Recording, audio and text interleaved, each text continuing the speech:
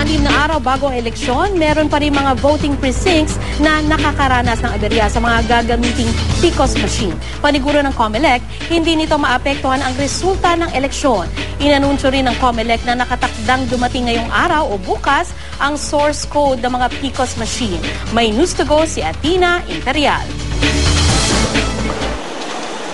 Hindi mapindot ng maayos ang touchscreen LCD ng PCOS machine matapos ang final testing sa presintong ito sa General Licerio Geronimo Elementary School sa Sampaloc, Maynila. Ang transmission report, pahirapan ding maimprenta. Everything was smooth except dun sa thermal paper. And nag-jam yung paper, tapos after nung ni-refill namin yung thermal paper, hindi na nag-print. Nakailang subok din ng Board of Election Inspectors bago tuluyang maibalik sa zero ang bilang ng balota. Sa Jacinto Zamora Elementary School naman sa Pandacan, Maynila, ilang oras hinintay ang plastic seals na ikakabit sa mga PCOS machine. Dapat nasa amin na, a couple of hours before daw, dapat nasa amin na. Sa Ginobatan, Albay, nagkapalit-palit naman ang baterya ng mga PCOS machine, kaya hindi agad nasimulan ang testing. Ang problem ngayon na i-counter, iba yung serial number ng battery sa delivery receipt at saka yung naka-attach sa box. Naging pahirapan din ang pagpindot ng security pin code sa LCD ng PCOS machine. Nagka-problema rin sa testing ng makina sa Lawag City dahil sa nalukot na balota. Wala ring plastic seal para sa mga PCOS machine kaya masking tape muna ang ginamit.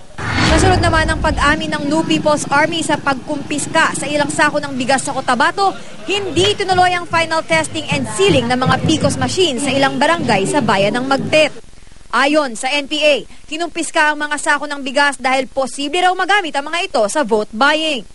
Sa Davao City naman, hindi gumana ang LCD screen ng isa sa 12 PCOS machine. Pinasuri na ito sa technician ng COMELEC.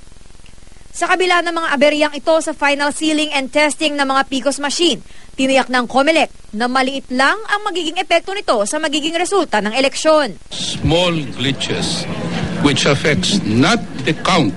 Ibinalita rin ng COMELEC na dadalhin sa bansa ang source code ng mga gagamiting PCOS machine sa eleksyon. Kasundo na raw para rito ang Smartmatic na distributor ng PCOS technology sa bansa at ang Dominion Voting Systems na lumikha nito.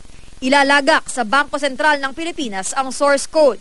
Pero posibleng pagkatapos pa ng eleksyon isagawa ang pagrepaso rito ng mga partido at iba pang grupo. We are opening it to review to all people interested in the review. But this will have to be completed after elections already. Hindi na ho matatapos ngayon. Kasi hindi naman mabilis ang source code review. Kaugnay nito, inutusan na ng Korte Suprema ang COMELEC na sagutin hanggang tanghali ng Huwebes ang petisyong inihain ni Senatorial candidate Richard Gordon para utusan ng COMELEC na iparepaso ang 2013 source code sa mga interesadong grupo. Alas 4 ng hapon naman sa Huwebes, itinakda ang oral arguments. Athena Imperial, GMA News.